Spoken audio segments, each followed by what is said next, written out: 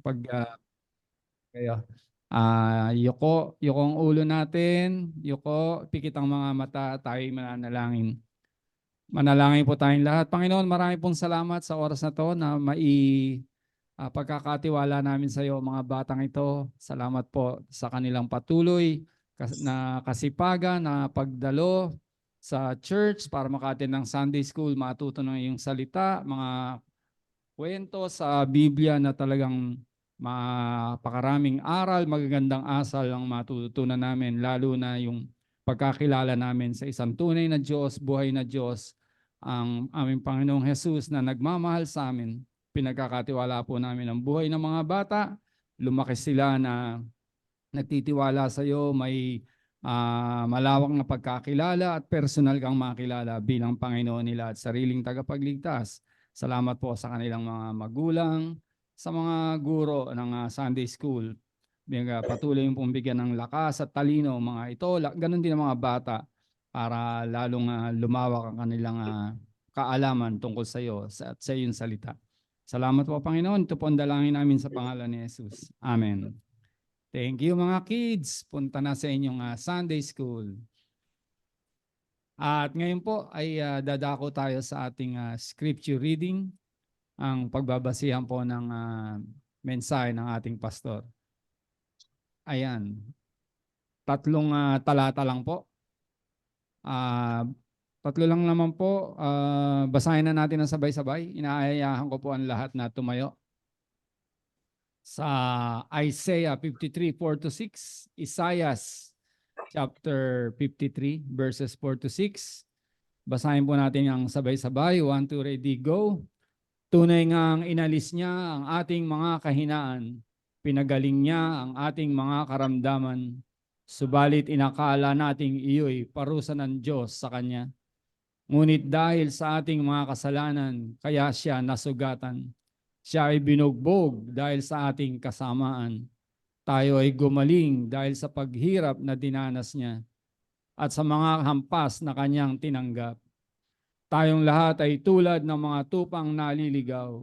Nagkanya-kanya tayo ng lakad. Ngunit ipinataw ni Yahweh sa kanya ang kaparusahang tayo ang dapat tumanggap. Pagpalain po ng Panginoon ang pagkabasa ng kanyang salita. Makakaupo na po tayo. Handa po natin ngayon ang ating puso at sarili sa mensahe po ng Panginoon na dadali ng ating pastor. Pastor Belo Montejo.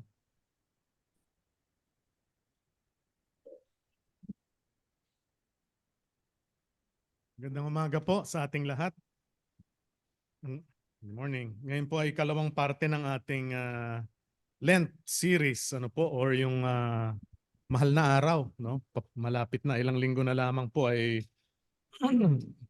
celebrate na natin yung mahal na araw, at to prepare us para mas lalo nating maunawaan at mas lalo nating ma-enjoy yung celebration. Ang mahal na araw kasi parang pag mahal na araw, parang ba't mahal na araw yung mukha mo? Parang tingin malungkot. No, hindi dapat ganoon kasi hindi naman namamatay ang Diyos paulit-ulit. Isang beses lang.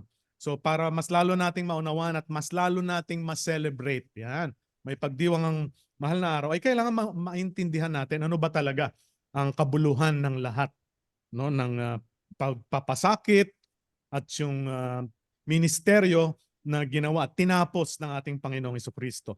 It's our second series na po, The Perfect Redeemer, o ang ganap na manunubos. Okay? Ang titulo po na o ang alias na Redeemer, o tama, pangalan or alias na Redeemer or manunubos ay binigay sa Panginoong Jesucristo. Pinag-aralan natin nung nakaraang linggo kung ano ibig sabihin ng redeem or pagtubos, di ba? Kung meron kang naisanla na isang bagay na mahalaga, kailangan tubusin mo yon. No, kailangan bawiin mo yon sa takdang panahon. Kung hindi ay mareremata. Hindi mo na makukuha habang buhay. At si Kristo po sa bagong tipan, particularly in the epistles, no, siya yung itinakdang manunubos. Perfect or ganap na manunubos. Wala na pong iba. Ano? And ito ang ating liliwanagin ngayong umaga sa ikalawang parte ng ating Lent series. Sige po, bago tayo magpatuloy, minsan pa tayo manalangin. Ama namin, muli hinihiling namin na lukuban mo kami ng iyong dugong banal at ng iyong banal na espiritu, ang aming isip, ang aming puso, Panginoon, ang aming pangunawa. Bigyan mo kami ng katalinuhan nagmumula sa iyong banal na espiritu. Panginoon, anumang bagay na maaring humadlang sa aming pangunawa o sa aming pag-iisip o makaabala sa amin physically, mentally, or even emotionally, Panginoon, ay iniisang tabi namin at nais namin bigyan puwang at ikaw ang itanghal sa sa kalagitnaan namin ngayong umaga, Panginoon. Kausapin mo kami, isaayos mo po ang aming mga kalooban sa pangalan ni Jesus. Amen. Okay. So, binasa natin po kanina, no, sa pinangunahan tayo ni Kuya Hill. Pero para magkaroon tayo ng kaunting background, no, ay simulan natin sa verses 1 to 3. Binasa natin yung verses 4 to 6. Balikan lang natin yung verses 1 to 3. Yan. Para lang may background tayo, no. Sabi dito ni Propetang Isyas, sumagot ang mga tao, sino ang maniniwala sa ibinabalita naming ito? Kanino mo ipinakita ang iyong kapangyarihan? So sabi ni Isyas, no, nagda-dialogue sila ng Panginoon, ni Yahweh. Tapos kalooban ni Yahweh na matulad sa isang halaman ang kaniyang lingkod, parang ugat na natanim sa tuyong lupa. Ito daw ang itsura ng Mesiyas, no? Walang katangian o kagandahang makatawag pansin. Ayan ang itsura ni Jesus. Walang taglay na pang-akit para siya ay lapitan. Verse 3, hinamak siya ng mga tao at tinakwil. Nagdanas siya ng hapdi at hirap, wala man lang pumansin sa kanya. Binaliwala natin siya na parang walang kabuluhan. Imagine 700 years before Christ came itong sulat ni Isyas na to at dumating nga si Jesus at yun nga ang nangyari na isa katuparan, no? Now, yung paglalarawan ni Propetang Isyas dito, yung verses 1 to 3, no? Is very hindi lang siya humble hindi lang mapagpakumbaba kundi unimpressive. Isang itsura, kung babasahin natin ulit, itsura ng isang tao na hindi mo gagalangin, hindi mo rerespetuhin, na pagkat nakasalubong mo sa kalsada, hindi mo lang siya hindi papansinin, kundi baka pandirihan mo pa, baka iwasan mo pa siya. No, yung itsura ng Panginoong Jesucristo dito. Hindi katulad ng sa panahon ngayon, parang ang depiction ni Cristo ay respetadong tao na napagtiningnan mo talagang gwapo, na talagang kagalang-galang. Hindi, wala. Hindi siya respeto. Iiwasan mo pa nga siya pag nakita mo, no? Pag binalikan mo yung description dito. Bakit kaya? Bakit hindi na lang siya dumating bilang isang matipunong prinsipe? Ha? O kaya isang makapangyarihang hari? Mas marami pa sanang maniniwala, di ba? No? At sigurado, yung balita, yung mabuting balita, ay maraming maniniwala at hindi ire-reject. Di ba? Sige na nga, maniwala na kami. Kasi ang ganda ng itsura mo, isa kang prinsipe, isa kang hari, no? Makapangyarihang hari. So mas maraming maniniwala. Ngunit hindi ginawa ng Panginoong Diyos yun, no? Ito ang pinili niyang imahe physically. Physical po ang pinag-usapan, ano? Physical image ng ating Panginoong Jesucristo. Pinili nila na ito ang pagkakatawang tao ni Kristo. Bakit? Dahil God wants us to focus on the redemptive work of His Son, Jesus Christ. Gusto ng Panginoon na doon tayo tumingin sa spiritual na pagtubos ng Diyos sa ating pagkakasala. Hindi sa physical na anyo, hindi sa material na estado. No? Kasi pag doon tayo nakatingin sa physical na itsura ng Diyos, ay madali na nga tayong maakit. At yun na ang titingnan natin, yung physical appearance niya at saka yung kanyang estado. Kung siya nga ay isang makapangyarihang hari, doon na tayo mananampalataya sa mga kayamanan ng makapangyarihang hari. Hindi na doon sa spiritual na nakaligtasan o pagtubos na kaya niyang ibigay sa atin. Okay? So, the Lord God Himself, si Yahweh, sabi dito, no, allowed all these things to happen. No? Siya ang nagpangyari nito, pinangyari niya ang mga ito para ang tao, ang sangkatauhan, ay makuha ang atensyon sa pamamagitan ng sakripisyo na ginawa ng ating Panginoong Jesucristo. Hindi siya physical. Okay? It's supernatural, it's spiritual. Okay? So, let's now explore, saliksikin natin, no? Kung ano ba itong plano ng Diyos kung bakit tayo tinubos. pinag-aralan natin last Sunday na bakit kailangan natin ng manunubos. Ngayon naman ay meron tayong ganap na manunubos or perfect redeemer. Si Jesus ay ganap na manunubos, unang-una dahil He is the suffering servant. Yan yung first point po natin, ano? Siya ang lingkod na nagdurusa. Pinag-aralan natin, hindi lang siya ordinaryong kasambahay, kundi siya ay alipin. Pag sinabing alipin, sunod-sunuran siya sa kanyang Panginoon. Okay? Sabi po dun sa verse 4, at balikan lang natin, meron tayong first subpoint. Ang first subpoint po natin, Jesus Christ sacrificed Himself. Ang ano natin, ang talata is, tunay ngang inalis niya ang ating mga kahinaan, pinagaling niya ang ating mga karamdaman, subalit inakala nating ito'y parusa ng Diyos sa Kanya. So ito po yung papel ng ating manunubos, si Kristo, no? His role is to redeem us, to sacrifice Himself, isakripisyo ang kanyang buhay, at yung kanyang buhay ay pangtubos sa kasalanan ng sangkatauhan. Yun yung papel ni Kristo. Okay? Now, second subpoint, Jesus Christ was sentenced for humanity. Ano po ibig sabihin ng sentence? Sinentensyahan, hinatulan, no? So imbis na tayo ang hatulan, imbis na tayo ang magbayad ng ating kasalanan, si Kristo ang nagbayad. Siya yung hinatulan. Sabi dun sa second part ng verse 4, subalit inakala nating ito'y parusa ng Diyos sa Kanya. No, habang pinapako ang Panginoong Jesucristo, no, yung mga pagano, yung mga pariseo, yan, babuti nga sa iyo, pinarusahan ka ng Diyos kasi ano ka, blasphemous ka, no? Yun yung inakala nila. Now, I want us to focus on this verse, verse 4. Na balikan lang natin sa English, no?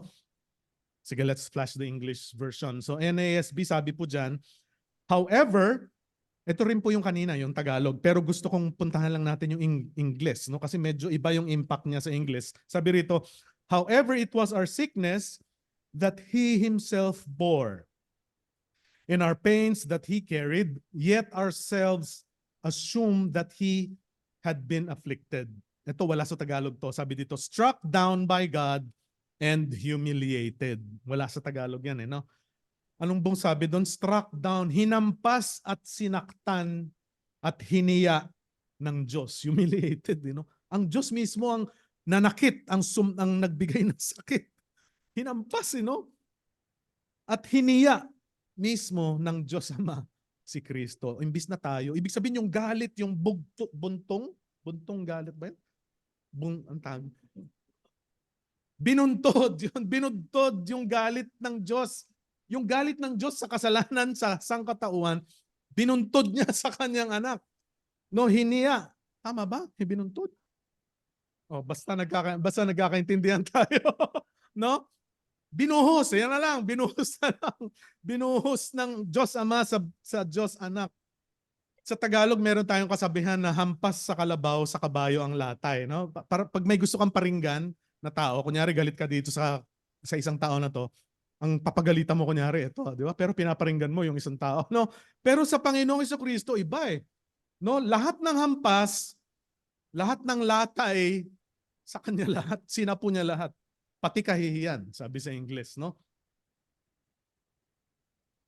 Alam niyo po ba nung pinako si Kristo, walang damit? Hubot-hubad. No, pag pinitingnan lang natin sa mga larawan o kaya sa mga may saplot, no? Pero wala talaga. Traditionally, pag pinako ang mga kriminal sa Golgotha, hubot-hubad sila. Walang saplot. So yung palang yung talagang kahihiyan. Tapos sa public, hindi sa loob ng kwarto, hindi sa loob ng templo na ilan lang ang makakita. Publicly, He was humiliated. Ibig pong sabihin nun, lahat ng kasalanan natin, publicly binayaran niya yon. So wala na tayong dapat ikahiya. Kasi yung shame and guilt natin, inako na lahat ni Kristo yon. Kaya pag binalikan ka ng dyablo, at hiniya ka niya, sinabi niya, "Loko, ba't mo ginawa yan kanina? O dati ganito ka. Bakit ka ngayon nandyan sa simbahan?" Di ba? Ginaganon tayo ng demonyo. Binayaran na ni Kristo yon. No, yun yung lies ng dyablo. Yung guilt and shame. Kaya nga sabi ni Paul, huwag kayong gagawa, iwasan nyo ang kasalanan hanggang kaya nyo. Kasi hihiyain kayo ng dyablo sa ginawa nyo. Yun yung weapon ng dyablo. But Christ did not just pay for our sins, even the guilt and shame. Binayaran na yon sa krus ng Kalbaryo nung siya ay napako, no? So the suffering servant, ang ating Panginoong Jesucristo, willingly took upon Himself, inako niya lahat ng parusa at kahihiyan yung sakit physically to redeem us from the bondage and the curse of sin sa sumpa ng kasalanan. Okay? Now, itong propesya na ito, nabanggit ko kanina, 700 years before Christ came. No? Now, 700 years after, sabi ni John, sabi sa epistle ni John, chapter 10, verse 11, pinag-aralan natin to sa series na I Am. No? Sabi John chapter 10, verse 11, ako ang mabuting pastol, iniaalay ng mabuting pastol ang kanyang buhay para sa kanyang mga tupa. So ito yung fulfillment nung sinasabi ni Isias dito, no? Ito 'yon. Naganap 700 years after. So eksakto yung prophecy ni Isias, no? Of the suffering servant o yung lingkod na nagdurusa. Jesus is the good shepherd. Pinag-aralan natin yan. Ano? He laid down his life for his sheep. At pinag-aralan natin kung ano ibig sabihin ng lay down his life. Pinag-aralan natin yung kulungan ng mga tupa ay walang pintuan. Diba? Labas-pasok ang mga magnanakaw. Ngunit si Kristo, hiniga niya ang sarili niya doon sa pintuan upang walang sino mang makapasok. Yun yung literal na ibig sabihin or pakahulugan nito. At yun po ang ating unang punto. He is the suffering servant. The second point po is, He is the faithful substitute. Si Kristo ay ganap na manunubos. He is the perfect redeemer because He is the faithful substitute. Pag sinabing faithful po, ibig sabihin niyan tapat. Ibig sabihin, hindi kanya niiwan sa ere. Tama ba? Hindi kanya i-ghost. Yung mga salita ng mga millennial ngayon. No? Ginost ako. Ibig sabihin, hindi ka sinipot. No?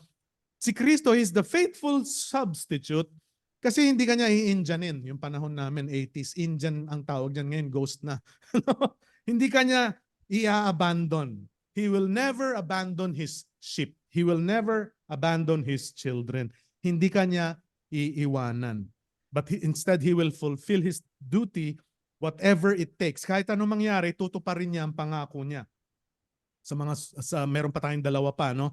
Nag-advance study na ako at mas bibigyan natin din ito, no? Yung hindi tayo iwanan ng Panginoong Jesucristo kahit anong mangyari hanggang sa mga huling araw natin dito sa mundo. No, He is faithful, no?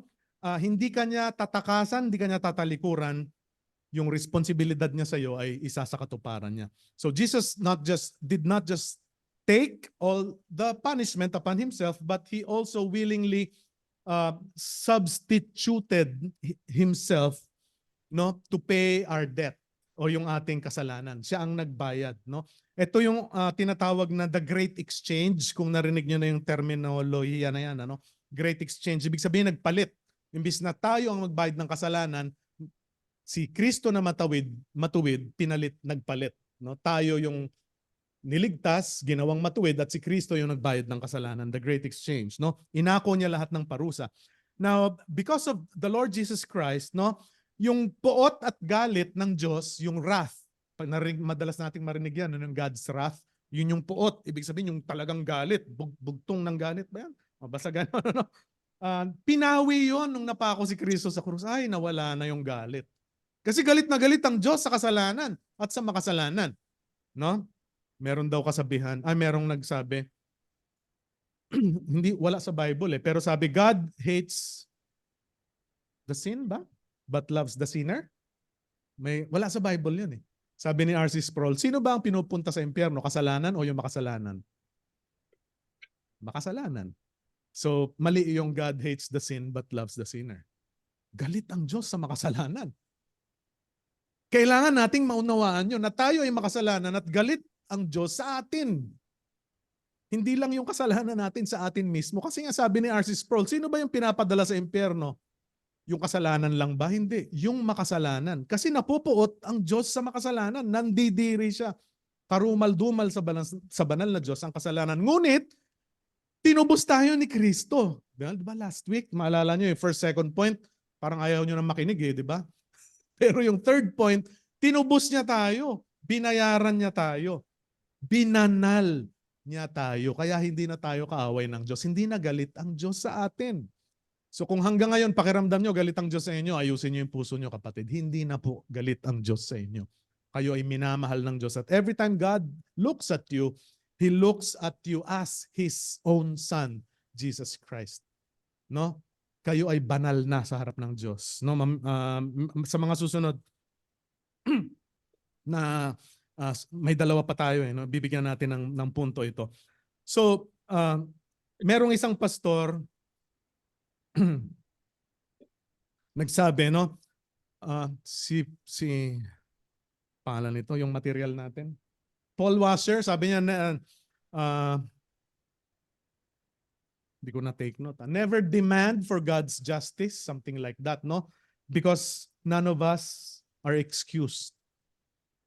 Hindi ko na maalala. Never demand for God's justice because none of us are excused from God's wrath. Minsan kasi, di ba, nagdadasal tayo, Lord, bigyan mo ng hustisya. Itong sitwasyon na ito, pagtanggol mo ko, Panginoon, bigyan mo ng katuwiran. Yung dapat na katuwiran na para sa akin, ipagtanggol mo. No, sabi ni Paul Washer, never demand for God's justice. Kasi pag ipinatupad ng Diyos ang hustisya niya, lahat tayo patay. Wipe out tayo, para tayong atomic bomb, higit pa sa lahat. Kasi walang matuwid kahit isa sa atin. So what should we pray for? What should we ask God for? We need to ask for God's mercy and grace. Lord, maawa ka sa akin. No, may atraso yung tao na yun sa akin. Lord, maawa ka sa kanya. Lord, tulungan mo ko na maawa rin ako sa kanya. Pray for God's mercy and grace. Kasi walang makakalusot sa atin kapag ginampanan ng Diyos yung kanyang rightful justice sa atin. Without the Lord Jesus Christ, lahat tayo paparusahan. No? So never demand for God's justice. Now, meron namang isang preacher, false teacher ito, sabi niya, God broke His law for love. Ganda pakinggan, ano? Sinira daw ng Diyos yung sarili niyang utos sa sobrang pagmamahal niya sa sangkatauhan. Sarap pakinggan, di ba? Sino may sabi nito? Kilala niya? Kilala yata ni Kuya Boy. Si Stephen Foot Trick. Huwag kayong makinig doon. Ano? False teacher yan. Ano? Hindi po sinira ng Diyos ang kautusan. In fact, God even fulfilled the law, no, of justice and mercy. Paano? 'Di ba? Pinarusahan niya yung anak niya. So tinupad niya pa rin yung kautusan na ang kasalanan ay magbabayad. Pero ang nagbayad yung anak niya. Ang galing, no? Genius ang Panginoon, sobrang ang Diyos, no? Ang talino niya. Kailangan pagbayaran ng kasalanan, hindi pwedeng makalusot, hindi pwedeng pagbigyan. Kailangan meron at merong magbabayad. At walang tao na ganap na maaaring magbayad nito kahit isa sa atin, kahit pagsama-samahin tayong lahat, hindi sapat. No? Pero sa isang buhay ng Diyos anak, sapat na bayaran lahat ang kasalanan ng sanlibutan. So God's justice was fulfilled, no? Yung kanyang puot at galit sa kasalanan at sa makasalanan ay nabayaran. At the same time, His mercy and grace was also given to men. Ang galing ng Panginoon. No? Iba yung logic ng Panginoon. No? Iba yung kanyang prinsipyo. Bayad lahat yan. Kaya nga, holy siya. Ibig sabihin, perfecto siya. He is complex. He is a complex being. No, kompleto siya all in one.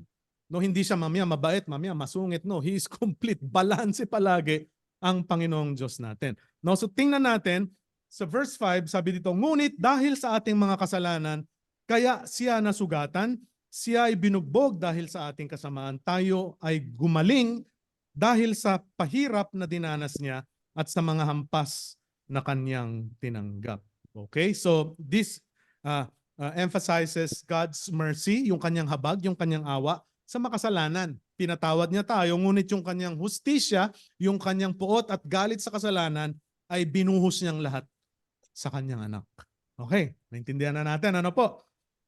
Itong verse 5, by the way, minsan ginagamit to sa mga may sakit, no?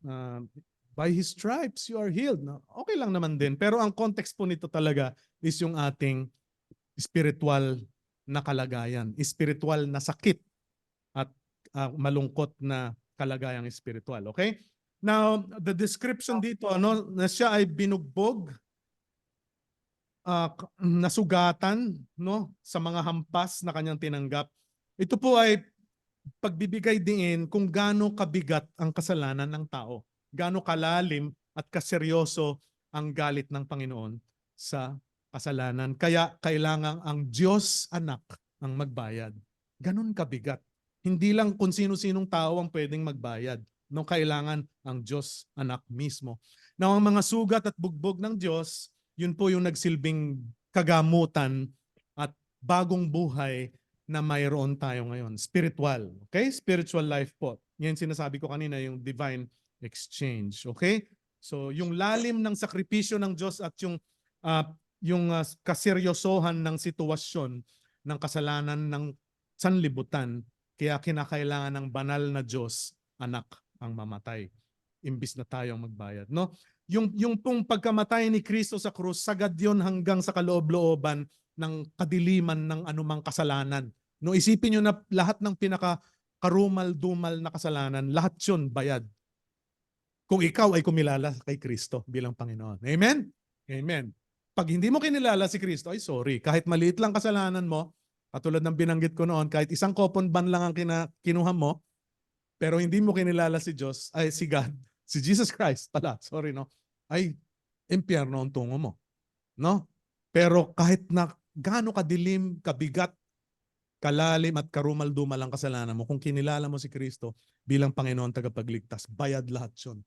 Tanggal lahat yun. Ganon kalakas ang kaseryoso ang kapangyarihan ng Panginoon. Okay? So naintindihan natin, no? Hindi lang niya tayo tinubos, kundi tayo ay iniugnay niyang muli, reconciled sa kanyang Diyos Ama na banal. We were reconciled. We're not just redeemed, we're also reconciled.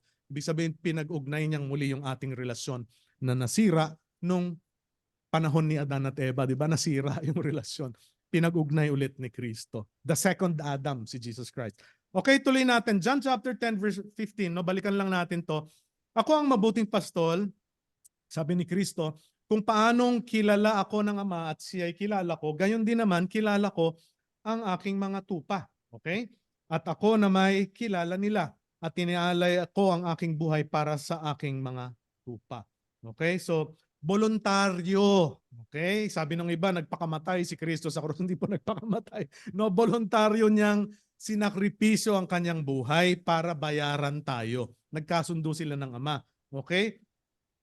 Ito ay patunay ng lalim ng pag-ibig ng anak sa Ama. Okay? In other words, yung labis na pag-ibig ng anak ng Ama sa anak, no? ay damang-dama ng anak ni Kristo, kaya siya ay taos-pusong nagboluntaryo. Sige, Diyos Ama na banal, voluntaryo kong isasakripisyo ang aking buhay para sa mga anak mo, mga magiging anak mo. The faithful substitute o yung tapat, si Jesucristo ay tapat na ginampanan ang kanyang tungkulin bilang manunubos ng mga mananampalataya. That's our second point. We move to our third point. The third point po is, we have a perfect Redeemer, or tayo ay may ganap na manunubos, because Jesus is the righteous Savior. Siya ang matuwid na tagapagligtas. Hindi pwedeng kung sino-sino lang ang pwedeng magligtas sa tao. No? Kahit na isang, sabihin natin, pinakamataas na tao na tinitingala ng lahat, hindi niya sapat na bayaran ang kasalanan ng sanlibutan. Kailangan ng matuwid na tagapagligtas. Okay? And that is the Lord Jesus Christ. Tingnan natin sa verse 6, yung first part. Sabi po dyan, tayong lahat ay tulad ng mga tupang naligaw, nagkanya-kanya tayo ng lakad. Okay? Now, clarification lang, pinag-aralan natin sa Old Testament, sa Isaiah din, sabi doon, the sheep symbolizes the Lord Jesus Christ.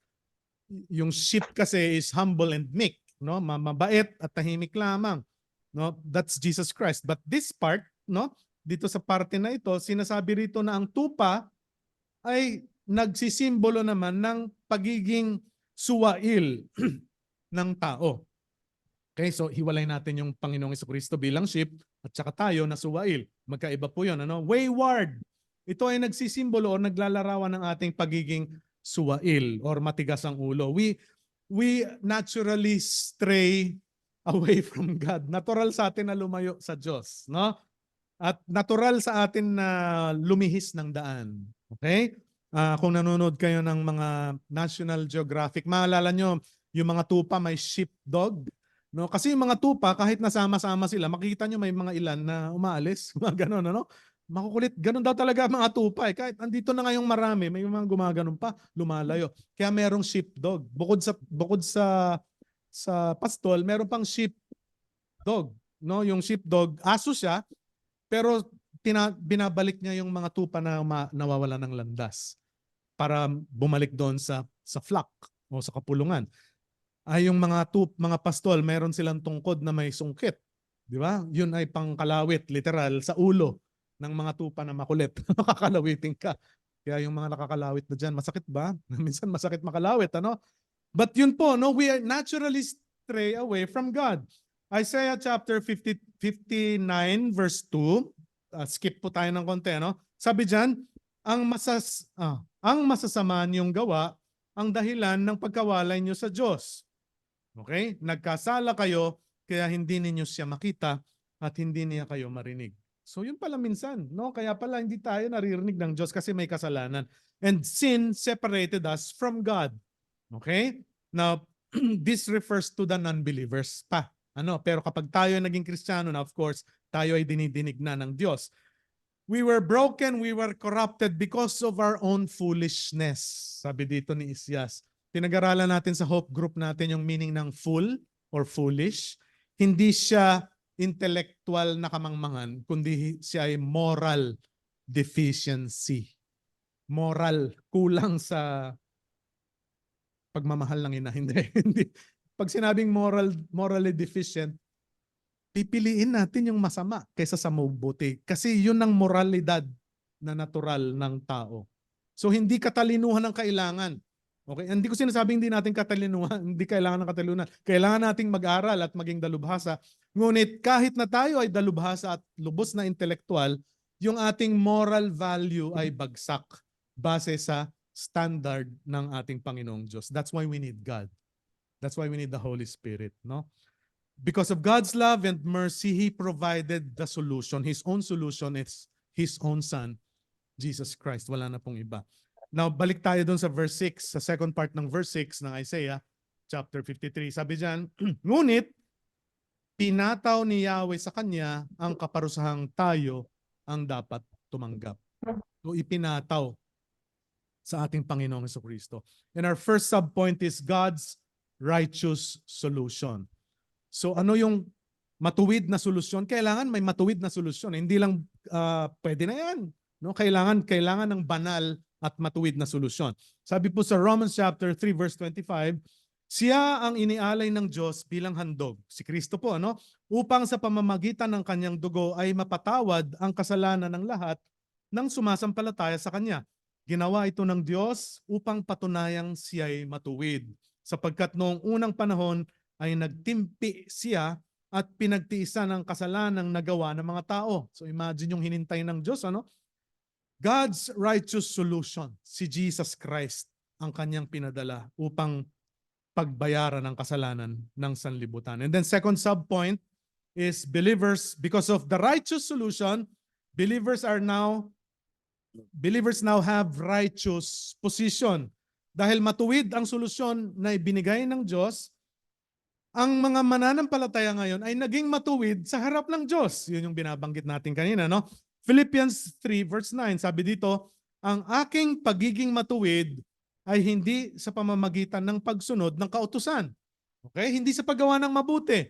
Hindi sa pagpunta sa simbahan, hindi sa pagiging madasalin. Okay, hindi po masama yung mga yon, ngunit hindi yon ang paraan para maligtas, sabi dito. Ano po? Kung di, saan? Sa pananalig kay Kristo. Ang pagiging matuwid ko ngayon, buhat sa Diyos sa pamamagitan ng pananampalataya, hindi sa pamamagitan ng paggawa ng mabuti. Malinaw po yan.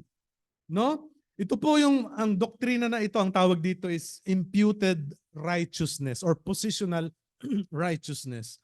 No? Madalas ko itong pinapaliwanag. Kunyari, ito yung ikaw, yung lumang ikaw, lahat ng dungis, lahat ng dumi ng kasalanan, ikaw yan, ako na lang. Ito si Kristo, yung kabanalan at katuwiran niya sa harap ng Diyos. Nilukuban niya tayo, tama ba? Tinakluban niya tayo. At yan ngayon ang posisyon natin. Kung wala si Kristo, labas, litaw. No, iskandalo. Pero dahil kay Kristo, binanal niya tayo. We are now right in experiencing or blessed with a righteous position. Imputed righteousness po yan. Yan po ay doktrina natin bilang mga mananampalataya. Ano? 2 Corinthians chapter 5 verse 21, sabi po diyan, hindi nagkasala si Kristo, ngunit alang-alang sa akin, siya'y itinuring na makasalanan. Linaw, ano? Upang sa pakikipag-isa natin sa Kanya ay maging matuwid tayo sa harap ng Diyos. Amen po ba? So matuwid na tayo sa harap ng Diyos ngayon, mga kapatid. Kung ikaw ay sumampalataya kay Kristo bilang Panginoon tagapagligtas, matuwid ka na sa harap ng Diyos. Maaring yung dati mong kaaway, ang tingin sa iyo ay ganun pa rin. Maaring yung mga dating tao na nakakakilala sa luma mong ugali, ganun pa rin ang tingin nila sa iyo. Pero sa loob-loob mo, alam mong kilala mo si Kristo at sumampalataya ka sa Kanya bilang Panginoon tagapagligtas, sa harap ng Diyos, ikaw ay banal na. Amen? Huwag mong paniwalaan yung lies ng enemy. Okay? So, all this, ano ngayon ang gagawin natin? Now, again, let me clarify. This is exclusive po ito, yung imputed righteousness natin. Eksklusibo ito sa mga mananampalataya. Hindi ito sa lahat ng tao. Okay? Let's clarify that. No? Minsan kasi may mga, sabihin ko na, sa Katoliko kasi tinuturo din tong imputed righteousness. Pero if they believe in the Lord Jesus Christ as Savior and Lord, then yes, they are also enjoying the blessing of imputed righteousness. Pero kung hindi, I'm sorry to say, hindi para sa kanila ito. Ito ay eksklusibo po sa lahat ng sumampalataya at tumanggap sa Panginoong Jesucristo. Okay? So what are we to do now? Ano pong gagawin natin ngayon na nalaman natin ito, na tayo pala ay binanal na, tayo pala ay matuwid na sa harap ng Diyos? Ano pong kailangan natin gawin? We need to acknowledge the sacrifice that the Lord Jesus Christ Himself offered His own life para bigyan tayo ng kaligtasan. To make each of us righteous. Amen po ba? Dapat continuous yan sa buhay natin. Ganon kaseryoso ang pagsamba sa ating Panginoon. Hindi lang yung talon-talon, hallelujah, hallelujah, amen, amen. Kailangan meron tayong intellectual understanding kung ano ang pagtubos ng Panginoong Jesucristo sa ating kasalanan. Now, bilang pangwakas, gusto ko pong basahin natin itong Romans chapter 4 verses 1 to 8.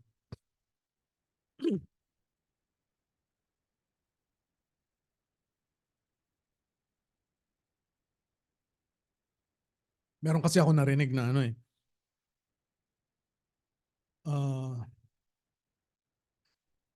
ano ba yun? Nakalimutan ko. Wag na lang. Basahin na lang natin to. Romans chapter 4 verses 1 to 4. 1 to 8. Sige po, sabayan niyo po ako. Tungkol kay Abraham na ating ninuno, ano naman ang masasabi natin? Ano ang kanyang karanasan tungkol sa bagay na ito? Kung itinuring siya ng Diyos na matuwid dahil sa mga nagawa niya, may ipagmamalaki sana siya.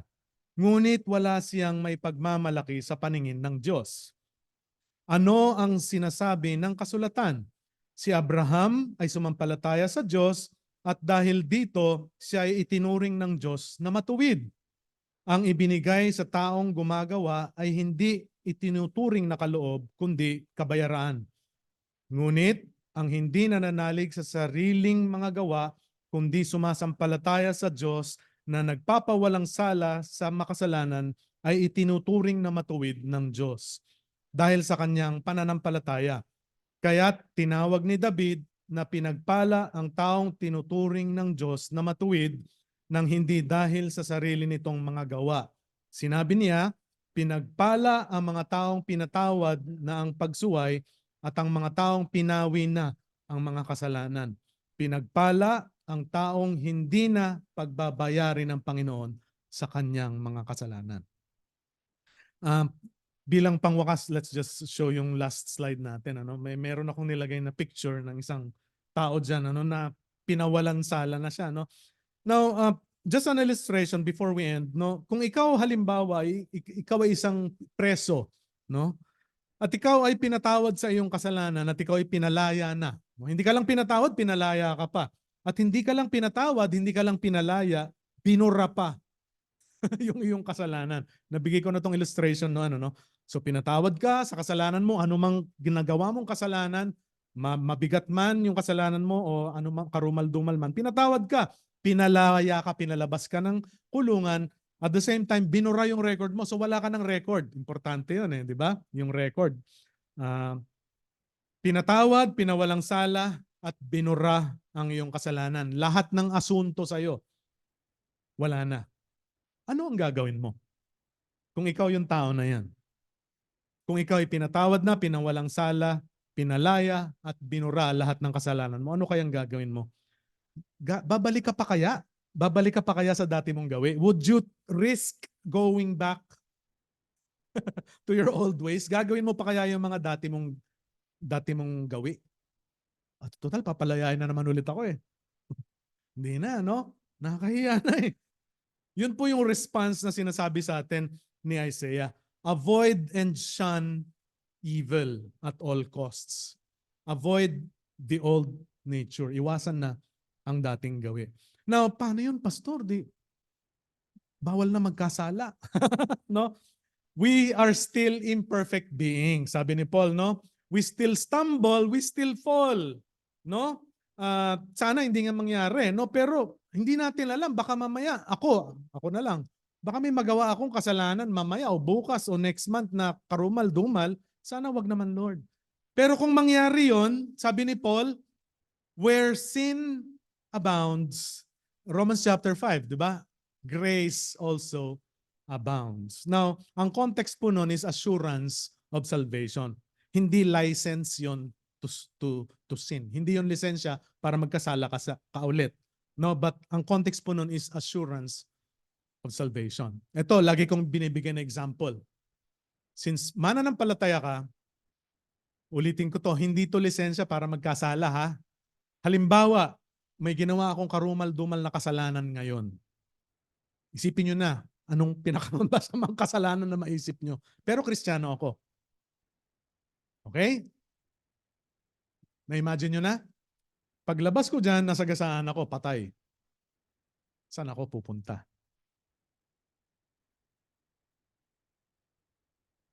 Sa langit. Si Kuya Boy lang yung malakas loob. Sa langit pa rin ako kasi nga you are assured that it's God holding on to if you are genuinely if you are a genuine believer. Okay? Kung talagang sumampalataya kay Kristo bilang Panginoon tagapagligtas ka na. Yun na nga yung binayaran eh. Kaya nga hindi na dapat tayo nabubuhay sa takot at madaig ng tukso at ng pansisindak ng dyablo sa ating mga nakaraan. O sabihin natin kahit mamaya matisod tayo. Sana wag. Kasi nga sabi ni Paul, this is not a license for us to sin again. O, may lisensya na ako, pwede na. Di ba pagka may lisensya ka, may driver's license ka, yung lisensya mo na yun, hindi yung lisensya para maging balasubas ka mag-drive. Lisensya yon para maging maayos ka mag-drive. Amen ba? Yun po yung grace ni God. Kaya ka may lisensya mag-drive eh. Kasi ibig sabihin maayos ka, matino kang citizen, Filipino citizen. Di ba? Kaya nga pag nag-apply ka ng driver's license, titingnan ulit, may record ka ba? Kung may record ka, sorry. Di ba? But grace is not a license to sin, but grace is an assurance of our salvation. Kaya nga grace. Now, mag-ingat po tayo kasi may mga ibang mananampalataya rin naman sila pero hindi sila naniniwala sa eternal security, no? Na kaya patuloy dapat sila. Hindi naman masama 'yon. But syempre, you are living in fear. Imagine nagsisimba ka kasi pag hindi ka nagsimba, pupunta ka sa impyerno. Mali yung motivation. Our motivation to go to church, our motivation to pray, our motivation to fellowship and to disciple is because we love our Savior, Jesus Christ. Amen po ba?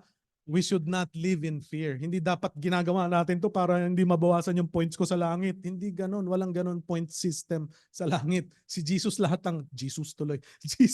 si Jesus lahat ang nagbayad ng points natin sa langit. Amen ba? Walang effort natin. Okay? Hindi po ako galit. Nagpapaliwanag lang. So, what's our righteous response now? We need to repent every now and then, no? Confess, Lord, acknowledge your sinfulness, acknowledge your weakness. And turn away from your old nature. Minsan bumabalik-balik yung lumang gawi, di ba? Pero iwasan mo. Pag nagawa ulit, Lord, sorry, nagawa ko na naman. Please tulungan mo ako, Lord. And confess regularly. And yakapin mo, tanggapin mo that you are holy. Na pinawalang sala ka na. Nasa labas ka na ng preso, pinalaya ka na ng Diyos. And live in freedom of forgiveness because you are redeemed by the perfect Savior, Jesus Christ. Tayo po'y manalangin. Ama namin, salamat po sa pag-aaral na ito. Alam namin hindi sapat yung oras para lubos naming maunawaan ang pagpapatawad, ang ganap at perpektong manunubos, ang iyong anak na si Hesus Kristo. Panginoon, patuloy mo kaming turuan na mag-aral pa sa liksikin ng katotohanan sa pamagitan ng mga iyong kasulatan. At patuloy mong ipaunawa sa amin kung gaano kami kabanal ngayon. Ito ay dahil sa iyong kabutihang loob, sa iyong grasya, at sa iyong anak na Hesus Kristo, ang sakripisyo na ginawa niya sa bundok ng Kalbaryo. Panginoon, inaamin namin kami ay mga parang tupa na kahit kami Kristiyano na, kahit kami mananampalataya na, madalas kaming magmistulang mga tupa na lumilingon kung saan-saan. Panginoon, hayaan mong pinapaubayan namin sa iyo, Panginoon, na lagi kaming iwasto, itama ang aming mga gawi. Salamat, Panginoon, dahil tapat ka at hindi mo kami papabayaan. Lagi ka namin kasama. Patunayan mo ito sa aming mga buhay. Ito pong aming dalangin sa pangalan ni Jesus. Amen.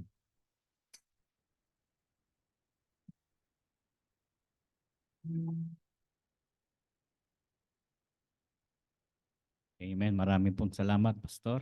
Salamat at tayo ay meron tayong perfect redeemer na tumubos sa atin ng mga kasalanan. So tumayo po tayong lahat, awitin po muli natin itong sukdulang biyaya ng Diyos. Dahil sa kanyang awa at biyaya, tayo naligtas.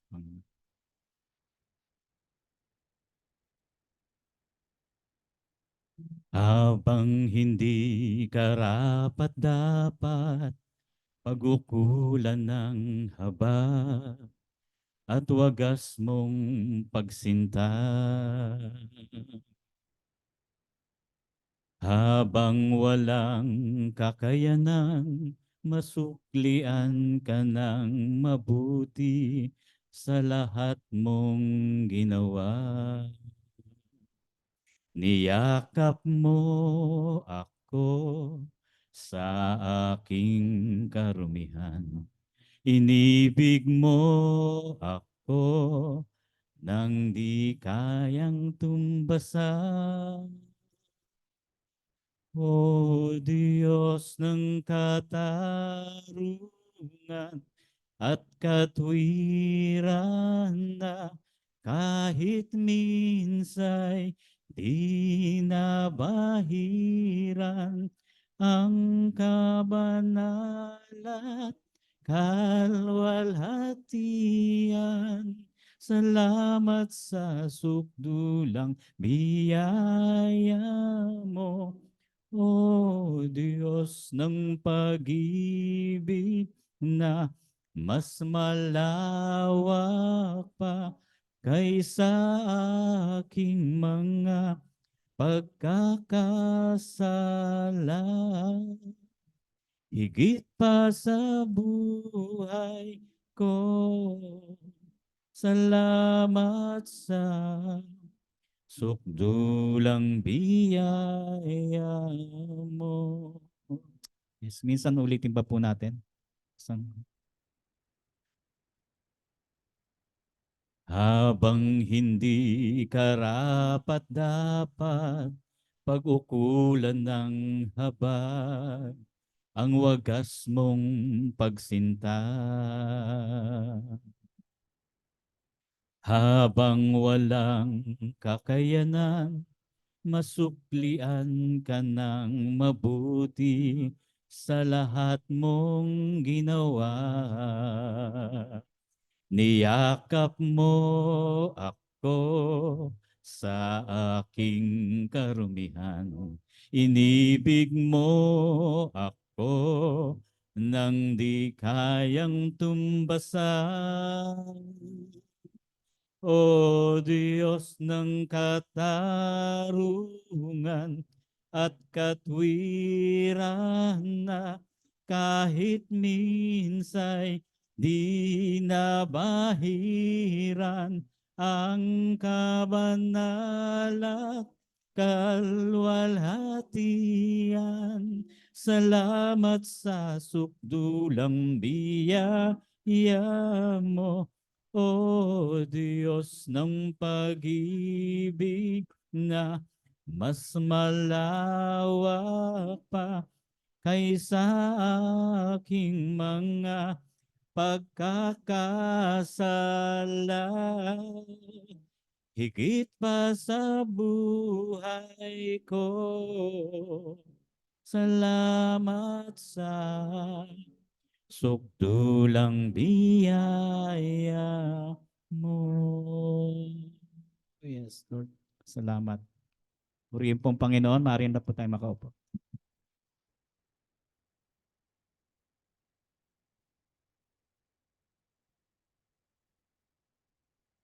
Ngayon naman po ay lilikumin natin ang ating mga ikapo. Ihanda nyo na po ang inyong mga tithes and offering. Ilagay nyo na po sa mga sobre. Ano yung kwento dati? Sabi ng pastor, o yung mga gusto nyong ibigay, ilagay nyo na sa basket. Tapos may batang sumakay dun sa basket. Bakit? Gusto kong ibigay yung buhay ko sa Panginoon. Huwag kayong sasakay sa box ha. Baka masira yung box. Sige po. Hulog lang yung mga...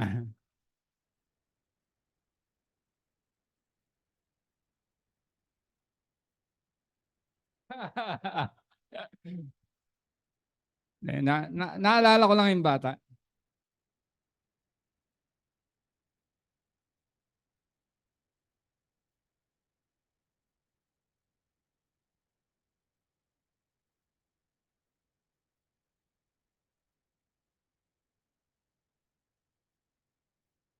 Sige po, tayo po yung manalangin. Panginoon, marami pong salamat sa mensahe na binigay mo sa amin, Panginoon. Isang perfect na Redeemer, aming tagapagligtas na nagbigay ng buhay niya para sa aming kaligtasan at kami naging matuwid sa iyong harapan, Panginoon. Naging banal kami. Sobrang pasalamat, Panginoon, sa iyong pinakadakilang pagmamahal na ginawa sa amin. At salamat po sa mga nalikom namin ngayon at magamit po namin ito para sa aming mga ministeryo sa aming mga activities, pagpapalaganap ng iyong salita sa lugar na to. In Jesus' name, Amen. Okay, ngayon naman po ay may ano po ba? Ang ating mukhang magre-report po ang ating treasurer. Pagkatapos po ay acknowledgement po at benediction ng ating pastor.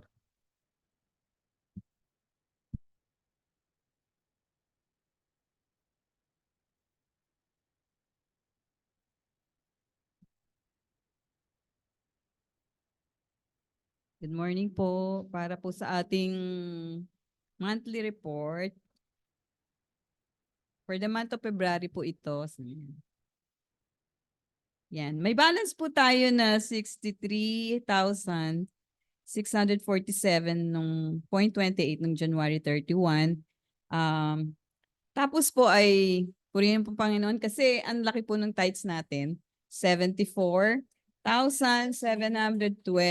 Yan. Salamat po doon sa mga faithful givers. Meron po tayong donor din galing sa ibang lugar meron sa abroad, merong friends, ganon. Salamat po sa kanila.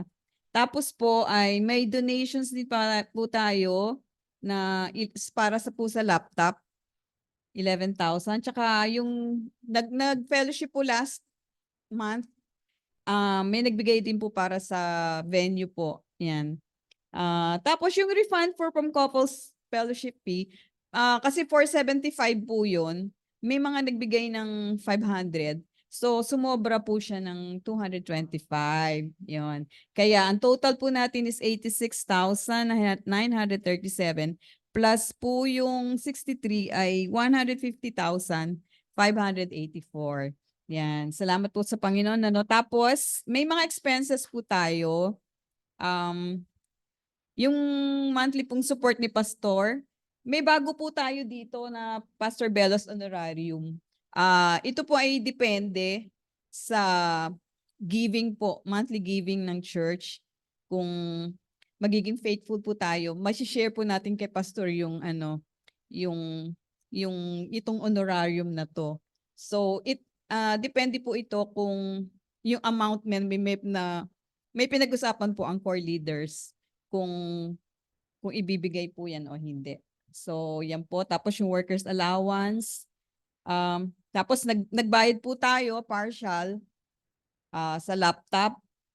Tapos yung nagbigay din po tayo at yung Shira yung isa. Para yung summary lang konti. Yung love gift po na 5,000, nagbigay po tayo sa Hope in Christ. Nag-solicit po sa atin for their aircon. Kaya may 5,000. Tsaka yung yung sa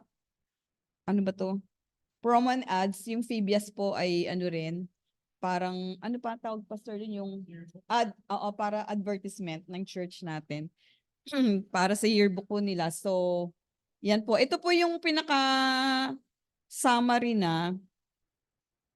Ayan, yung mga nagbigay po, ayan, si Pastor Stan and Ate Nenes for laptop 4, si Tita A, saka si Pau. Tapos ito po yung sa venue, si Agnes din po at saka si Abby. Yan. Tapos ito na po yung mga expenses. Yan. Isa-isa na po siya, naka-summarize na po siya kung ano-ano po yun. Yan. So, ang gastos po naman natin, medyo malaki din, ay 74,875.15. Pero purihin po ang Panginoon kasi meron pa rin tayong balance na 75,709.13. Yan. Yung pera po ay, yung cash on hand ay 60,000. Tapos yung GCash po, meron po tayong GCash na hawak. Tapos meron pa rin po tayong dollar account na noong pa na hindi namin pinapalit, 205,000. Oo. Parang nagtatanong na rin po si Dida kung mag-open po ng dollar, baka sakaling may yung mga nasa abroad po makapagbigay ng dollar na lang yan. Purihin po ang Panginoon sa ating offering sa natin sa ating state, yung income natin. Talagang kahit bago pa lang, lagi ko sinasabi wala pang 1 year, pero yung yung faithfulness ng Panginoon sa church natin, kahit kukonti tayo, pero napaka-faithful po ng Panginoon sa atin. Salamat po.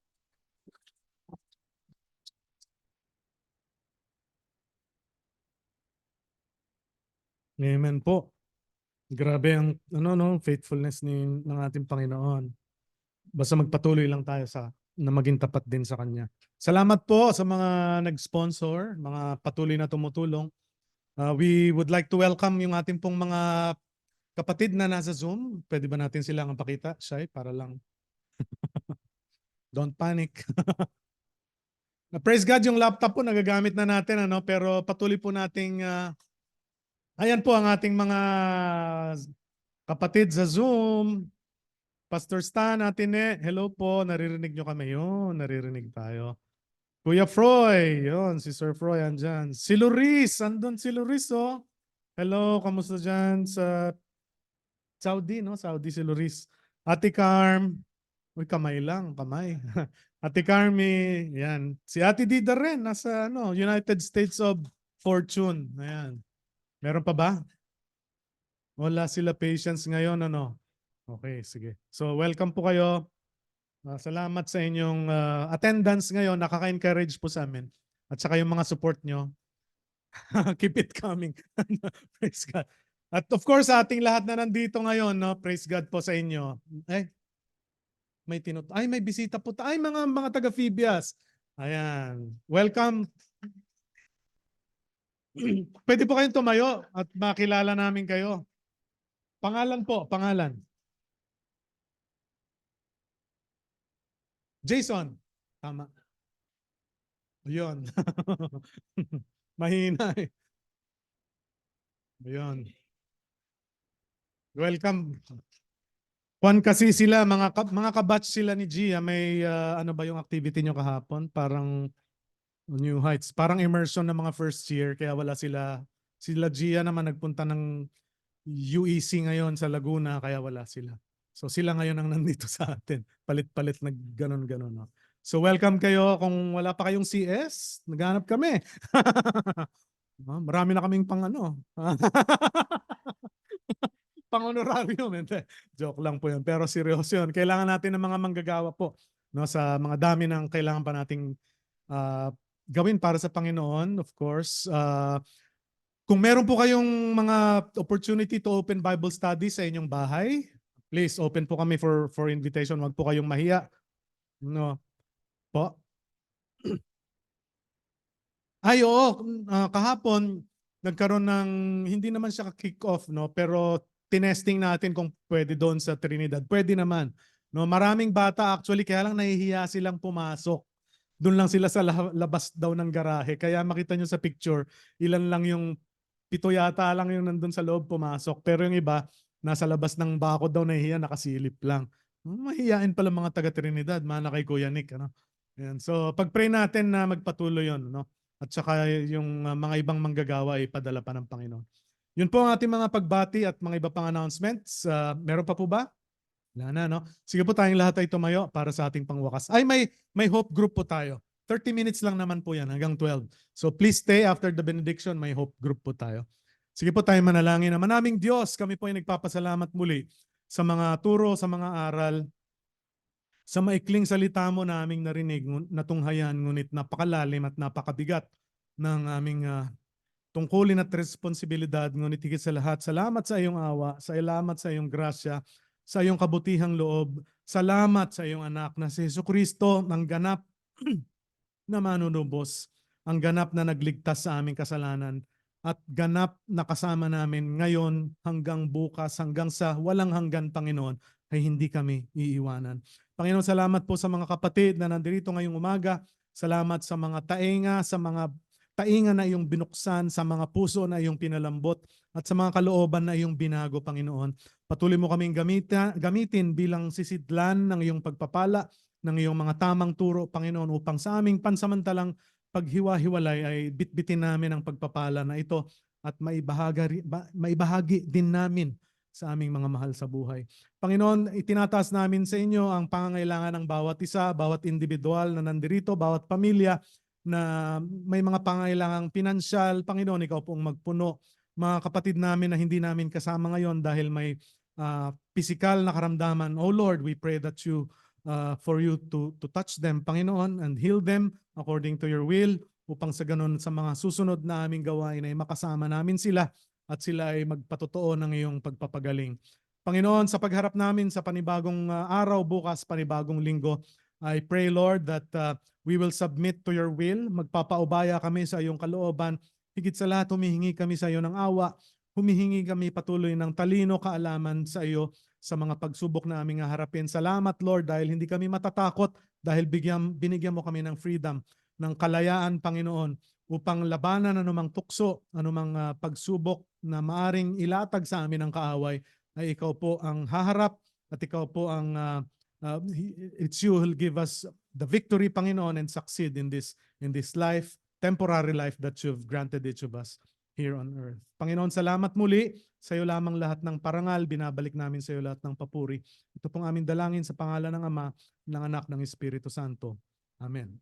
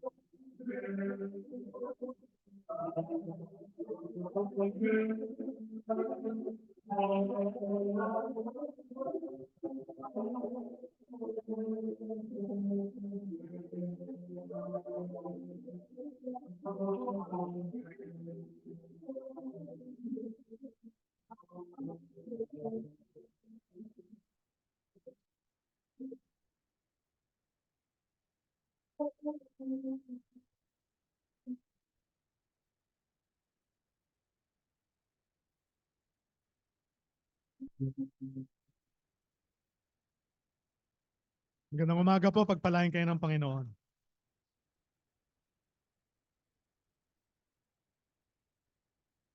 Sige po, we can continue our fellowship. Pwede po tayo magtimpla ng kape and then join our hope group po. Sa mga kabataan po, si Ate Shai ang mag-handle sa atin today.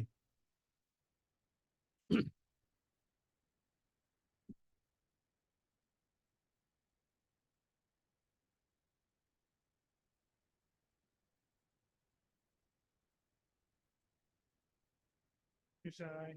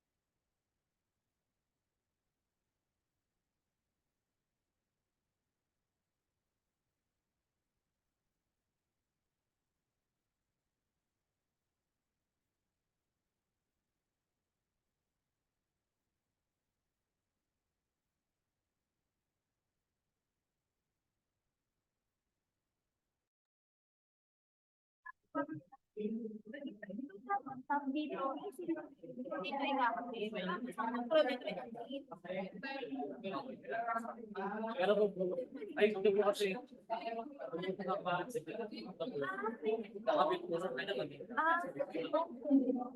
Kaya pala kasi nag-play yung Spotify, wala din yan sa baba ng sound. So, nakamute pala.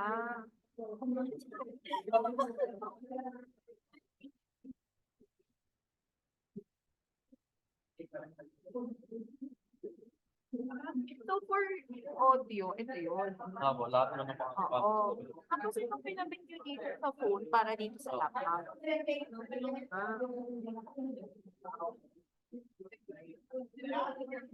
Paano ba ito? Inaano niya natin? Tinatanggal niyo ba? Volume eh. Volume.